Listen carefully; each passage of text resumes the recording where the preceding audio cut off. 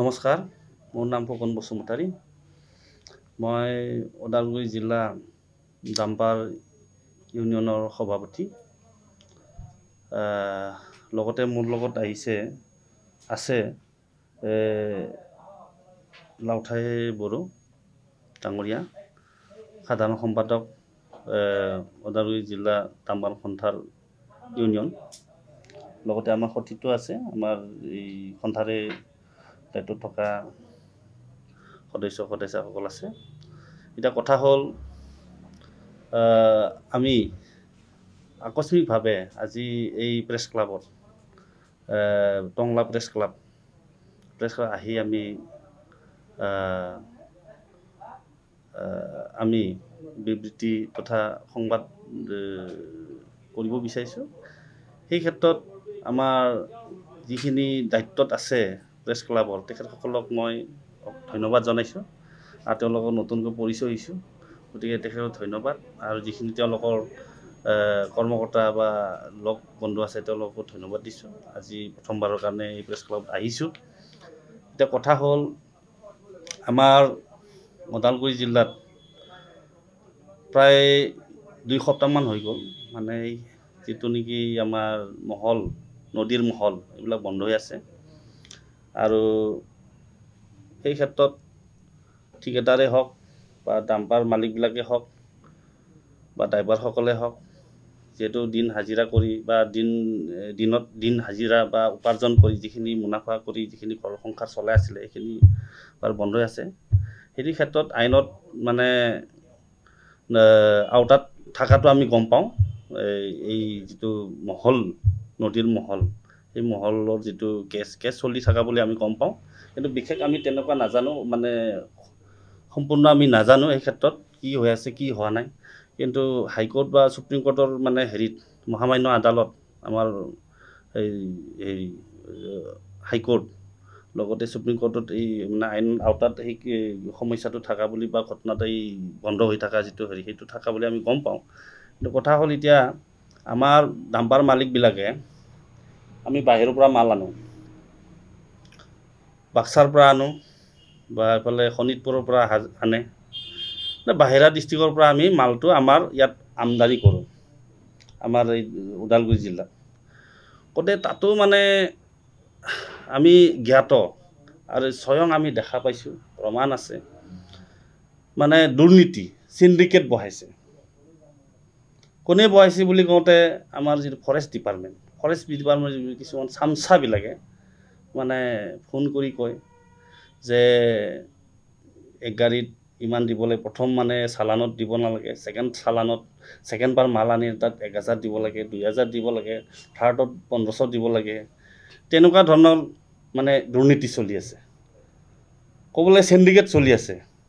এই ফৰেষ্ট ডিপাৰ্টমেণ্টৰ ফালৰ পৰা। এই চিণ্ডিকেট মানে ছিষ্টেমটো মানে য'ত নেকি চৰকাৰে বৰ্তমান মানে কোনো মানে দুৰ্নীতি নথকা মানে সমাজ মানে গঢ়ি কৰাৰ কাৰণে চেষ্টা চলাই আছে, তেনেকুৱা ধৰণৰ যদি দুৰ্নীতি চলি থাকে, তেতিয়াহ'লে সেই প্ৰভাৱটো অকল ডাম্পাৰ মালিকৰ ওপৰত নপৰে, গোটেই মানে এই যে যিখিনি মানে দুখীয়া ৰাইজ এতিয়া চৰকাৰী ঘৰ বনাই আছে এই VCDC লেভেলত বা পঞ্চায়ত লেভেলত, এইবিলাকতো প্ৰভাৱ পৰে। দামটো বেছি দামত কিনিব লগা হৈছে, বা মালিকবিলাকে যি বিল্ডিং বনাইছে কিবা বনাইছে, এইবিলাকতো প্ৰভাৱ পৰি আছে। গতিকে এই চিণ্ডিকেট ছিষ্টেমটো ব্যৱস্থাটো বন্ধ হ'ব লাগে। আৰু লগতে কি কৰে, চালানি দি মাল আনে ডাম্পাৰ মালিকবিলাকে, কিন্তু চালান থকা স্বত্বেও মানে গাড়ী ৰাস্তাত ধৰে। তেখেতকতো আমি জনাওঁ, সিদিনাখন আমাৰ দল এটা গৈছে যে সেইটো হৈছে, তেখেতে কৈছে কি ক'ম কি নক'ম, একো ৰায় নিদিলে, ভালকৈ কথাই নাপাতিলে। তেওঁ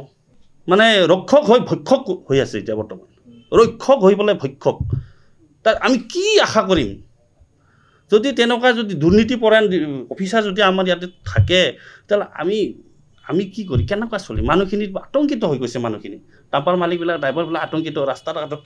গাড়ী ৰখাই পেলাই ধম দিব, বেয়া ব্যৱহাৰ কৰিব, অশ্লীল ভাষা ক'ব, 500 দি 1000 দি, সেইবিলাক চলি আছে। গতিকে আমি অতিষ্ঠ হৈ আজি আমি এই সংবাদমেলটো কৰিছোঁ। আৰু সেই ক্ষেত্ৰত আমি চৰকাৰক অনুৰোধ জনাম, আমাৰ ডিচি মহোদয়ক আমি অনুৰোধ জনাম লগতে আমি চৰকাৰ বিটিআৰ চৰকাৰখনক অনুৰোধ জনাম আৰু লগতে আমি অসম গভৰ্ণমেণ্টক আমি অনুৰোধ জনাম আৰু CM ডাঙৰীয়া তেখেতক আমি অনুৰোধ জনাম হেমন্ত বিশ্ব শৰ্মা CM ডাঙৰীয়া তেখেতে যেন এই সমস্যা এই যে দুৰ্নীতি চলি আছে এইবিলাকত কিবা এই কি বুলি কয় সিন্ডিকেট চলি আছে এইবিলাক যেন নোহোৱা কৰে যেহেতু আমাৰ সমাজখনে সদায় আমি নিৰপেক্ষ এই দুৰ্নীতি নোহোৱাটো বিচাৰে সেই ক্ষেত্ৰত তেখেতসকলে যেন এটা ভাল উপায় দিয়ে আমাক আমাৰ এই দুখীয়া ৰাইজক আমাৰ দুখীয়া যিখিনি মানুহ যেহেতু কিবা এটা কৰি খাই আছে ল'ৰা ছোৱালীবিলাক নিমুনা ল'ৰাবিলাক কিছুমান এটা দুটা ডাম্পাৰ কিনি পেলাই ঘৰ পোহপাল দি আছে EMI দিব পৰা নাই গাড়ীৰ এটা 1.5 মাহ 2 মাহ বন্ধ থাকিব এটা কোৰ্টে ৰায় দিব তাৰপিছতহে আমাৰ ইয়াত কিবা এটা বিজনেছ চলিব সেই সত্ত্বেও তেওঁলোকে জানা শুনা মানুহ ফৰেষ্ট ডিপাৰ্টমেণ্ট তেওঁলোকে জনা শুনা সত্ত্বেও এই সিন্ডিকেটবিলাক কৰি আছে কৈছে যে ফাৰ্ষ্ট ট্ৰিপত চালান ল'ব লাগিব সেকেন্ড ট্ৰিপত যদি আপোনালোকে মাল টানে 1000কে দি যাব লাগিব থাৰ্ড বালিত থাৰ্ডত যদি চেনবেগেবল টানে তেতিয়াহ'লে 1500 টকা দিব লাগিব পাথৰত 2000 দিব লাগিব আৰু যেতিয়া চালানখন কিন্তু বিদ্যুৎ অফিচত বা অফিচত গৈ পেলাই কিন্তু এইটো হেৰি কৰিব লাগিব এন্ট্ৰি কৰিব লাগিব তাৰনো পইচাটো দি পেলাই এন্ট্ৰি কৰিব লাগিব নহলে কিয় এইটো এন্ট্ৰিটো কিয় কৰিব লাগে গতিকে এক্টিভত 5 টিবত টানি দিব পাৰে গতিকে এইটো হিচাপটো থাকি যাব তেতিয়া বহিত ধুনীয়াকৈ সেই বস্তুটো বিচাৰিছে তেওঁলোকে গতিকে আমাৰ হাতত আছে এইবিলাক ৰেকৰ্ডিং আছে গতিকে এয়া মেন মানে যিখিনি কথা মুখ্য কথাখিনি মই কৈছোঁ এতিয়া কি বিচাৰে আপোনালোকে এতিয়া আমি সেইটোৱে বিচাৰোঁ আমি সিন্ডিকেটটো নোহোৱা হ'ব লাগে এই অবৈধ কালেকশ্যনটো নোহোৱা হ'ব লাগে আৰু মানুহখিনি মানে সকাহ পাব লাগে মানে ধৰি লওক যিখিনি কাম কৰি বা যিকোনো যেনেকুৱা কাম কৰি আছে ড্ৰাইভাৰে হওক হেণ্ডিমেনে হওক মালিকীটোৱে হওক বা য'ৰ পৰা মাল আহে তেওঁলোকেও এতিয়া মালটো হাই ৰেটত বিক্ৰী কৰি আছে এইবিলাকৰ পৰিত্ৰাণ পাব লাগিলে এতিয়া এই সিন্ডিকেট চিষ্টেমটো বন্ধ হ'ব লাগিব আৰু সেই ক্ষেত্ৰত মানে আমি ডিষ্ট্ৰিক্ট মেজিষ্ট্ৰেট মানে DC মহোদয়ৰ হস্তক্ষেপটো বিচাৰিছোঁ আৰু চৰকাৰক মই অনুৰোধ জনাওঁ যে এইখিনি হেৰি কৰক মানে এইখিনি মুখিমূৰ কৰক মানে নোহোৱা কৰক চৰকাৰে অসম চৰকাৰ আমি CM ডাঙৰীয়াক মই অনুৰোধ জনাওঁ আৰু লগতে আমাৰ বিটিআৰ মুখ্য কাৰ্যবাহী তেখেতকো মই কৈছোঁ যে এই দুৰ্নীতি চিষ্টেমটো নোহোৱা কৰিলে ভাল হয় অসমৰ সংবাদ জগতখনৰ বাবে এক সুখবৰ নৰূপ নহাজেৰে প্ৰায় 30 বছৰীয়া অভিজ্ঞতাপুষ্ট সাপ্তাহিক কবচ পুনৰ এবাৰ ৰাজ্যৰ মাজলৈ স্বচ্ছাধিকাৰী প্ৰণীতা কলিতাৰ দ্বাৰা প্ৰকাশিত আৰু অমৰজ্যোতি প্ৰিণ্টাৰ্ছ গুৱাহাটী কমাৰ্চ কলেজৰ বিপৰীত ফালে মুদ্ৰিত আমাৰ ঠিকনা মুখ্য কাৰ্যালয় অসম ফৰেষ্ট স্কুল হৰিমন্দিৰ পথ গুৱাহাটী আৰু অস্থায়ী কাৰ্যালয় কলিতা মাৰ্কেট বিজয়নগৰ কামৰূপ অসম মোবাইল নং 9435114666